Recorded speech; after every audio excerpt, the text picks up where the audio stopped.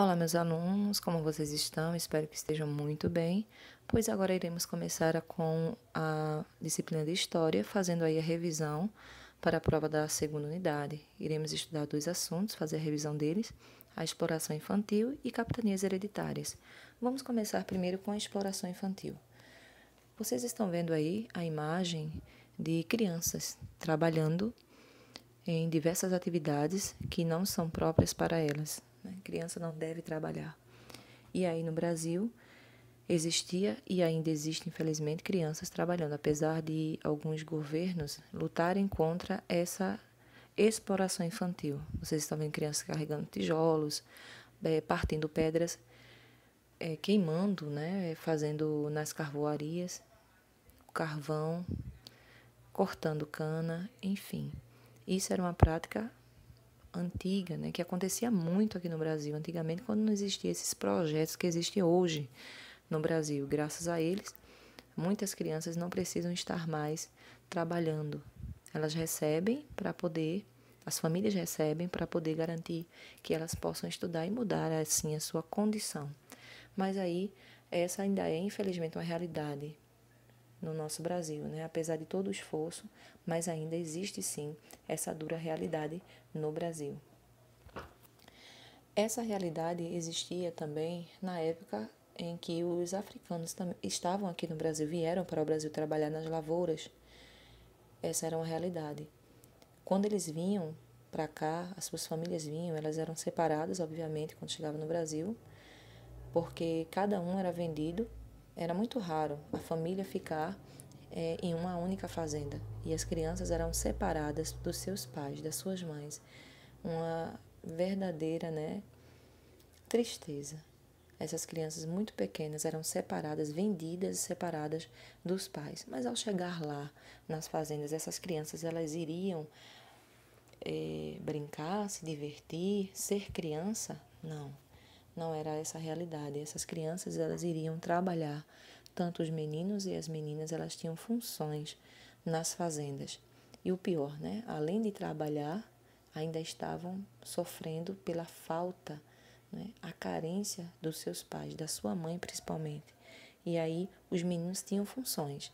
Os meninos eles tinham funções de guiar cegos, levar o lixo à rua, levar recados, amolar facas, buscar latas de água, cuidar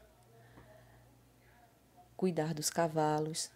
E as meninas, elas também tinham suas funções: ajudar na cozinha, costurar, lavar pratos, cuidar da limpeza da casa, varrer o quintal, descascar verduras.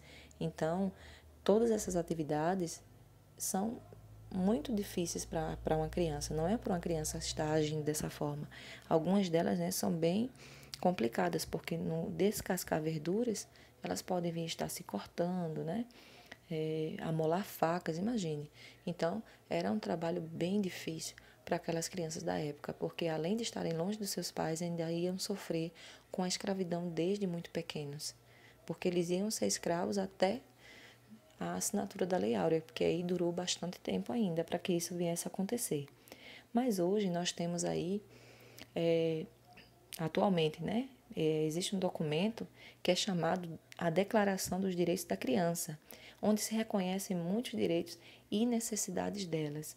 E esses direitos aí têm direito à educação, à moradia, ao lazer, ao esporte, né? Não ser discriminado por sua cor.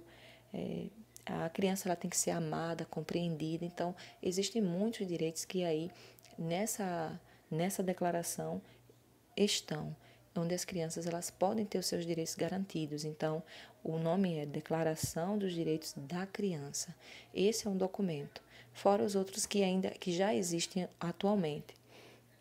E aí a criança pode ter o direito aí de ser criança, brincar, estudar e preocupar-se apenas, ou melhor, não ter preocupação em se divertir e viver saudavelmente. Agora nós vamos ver o outro material, né, que é capitanias hereditárias.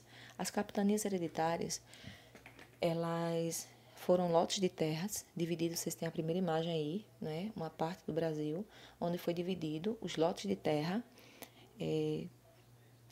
foram divididos, na verdade, em 15 lotes e foram dados a 12 pessoas. Então, uma pessoa ganhou mais de um lote. Vocês podem observar pelos nomes que existem nomes repetidos, então, porque aquela mesma pessoa ganhou mais de um lote. Então, não esqueçam, foram esse sistema de colonização, ele foi chamado de capitania hereditária.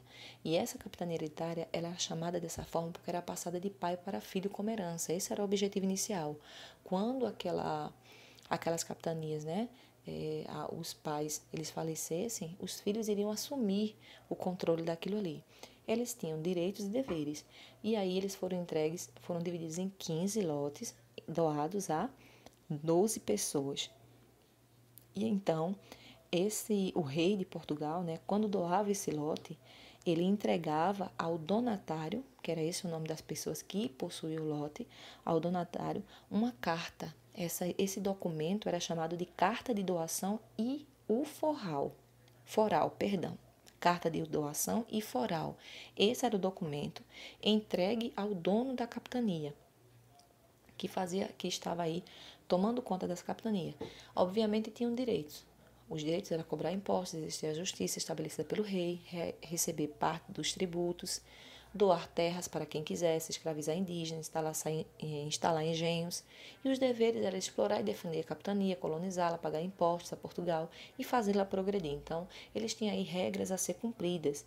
E aí, apenas dessas 15 capitanias, apenas 2 prosperaram, que foi justamente a capitania de Pernambuco e a capitania de São Vicente. A capitania de Pernambuco, né, chefiada por Duarte Coelho, e a capitania de São Vicente, que foi o Martim Afonso de Souza. Foram os 2 donatários que fizeram prosperar, porque as outras 13, não prosperaram de jeito algum. E eles acabaram, então, tendo que por acabar essas capitanias, porque eles teriam que fazer outra forma de proteger o território brasileiro, porque essa era uma forma de colonizar e proteger, e que não deu certo a princípio. Bem, meus amados, vocês irão estudar esse assunto, prestem bastante atenção, leiam se for necessário, ok? Para que realizem a atividade, a prova, com muito empenho. E até a próxima aula. Fiquem com Deus e até mais.